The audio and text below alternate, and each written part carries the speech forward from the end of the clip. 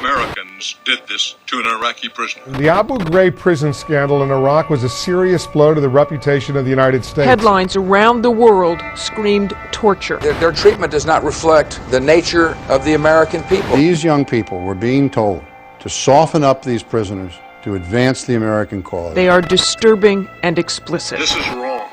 This is reprehensible. Forced into sexually explicit poses. Problems that were instituted at the time of Bush have not been cleared at the time of Obama. If you were in there now, in Guantanamo, would you go on hunger strike? Absolutely.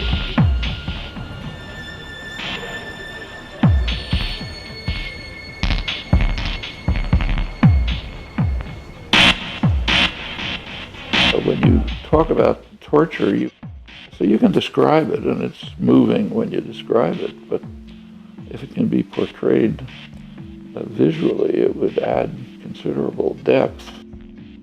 Hello, my name is David Schwiddick. I'm an artist, designer, and filmmaker working in New York City. I'm also the creator of Redact This, Artists Against Torture. Redact This is a collective artistic response to acts of torture at Abu Ghraib, Guantanamo Bay, and various CIA black sites. Art is a very powerful tool to really inspire people to work for change. The art that has been compiled for this project is, I think, an absolutely fantastic cross-section of all the people who have tackled this through that medium. It's a living work that tells us and shows us and hits us viscerally of why torture is illegal, why it's immoral, and why it's unacceptable politically. One of the ways to bring this to people effectively is through artistic work. Imagery can be incredibly critical in how we turn popular opinion in a direction toward decency and morality.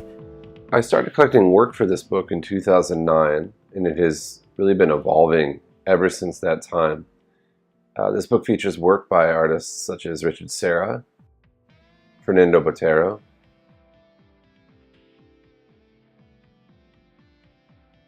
Jenny Holzer, and many others. This collection also reaches back and tries to tease out the historical tradition of responding artistically to torture. Beginning here with Peter Bruegel the Elder's Seven Virtues, Jacques Caillot's Les Grandes Misères de la Guerre, to Goya's Los Desastros de la Guerra, and finally to contemporary artist Sandow Burke's The Disasters of War series, seen here, and created in 2007.